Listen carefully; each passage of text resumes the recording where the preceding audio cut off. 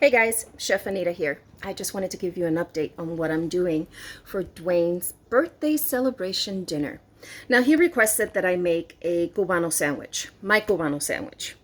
And typically, when I make a Cubano, I like to let the pork shoulder sit overnight in the marinade. But because he came up with this morning, we're just going to roll with it. It's still going to be amazing and delicious.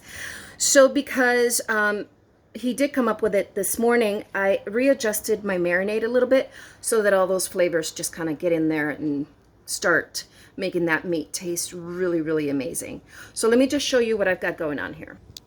All right, so this is a boneless pork shoulder, and I cubed that kind of large, and I left some of the fat on here. As you can see, that's all going to render down really nicely and just kind of create this nice little juju at the bottom of the pan. So now this pork is going to be getting a moho marinade. This is very simply made with garlic paste, which I went ahead and made in my food processor.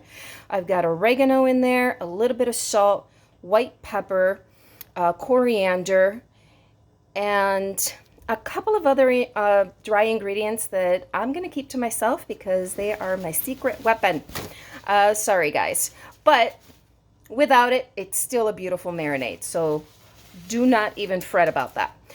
And to make it a wet marinade, I squeezed the juice from 2 limes in there and 1 big orange. So that's it. That's the whole marinade.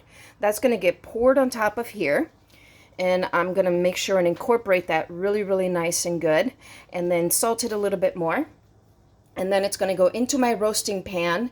And I do a layer of parchment. I think you guys have seen me do this before. I do a layer of parchment down on the roasting pan and then banana leaf. That's one of my secret ingredients or techniques to making my Cubano taste just really amazing. I loved when my uncles and my dad would make whole pigs in ground, wrapped in banana leaf with all these hot coals all over it. So I'm trying to recreate that flavor. So I came up with this technique while at my restaurant, and it just always works. It's actually perfect. And again, all those juices that collect on the bottom, that's just a beautiful dipping sauce for later. But that's the next step.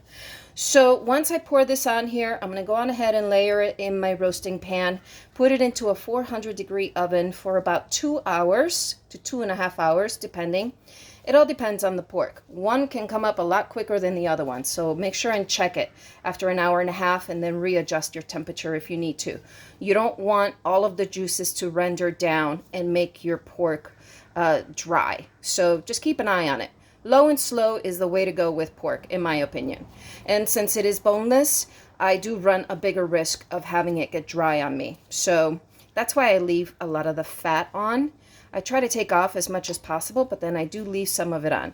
I did notice here that I've got a fat pocket that I got to get rid of. So we're going to be taking care of that before it goes into the oven. But that's it. I roast it off and then I pull the meat and pull the juices, and then we're going to go into the next steps. So make sure and come back. Okay, guys?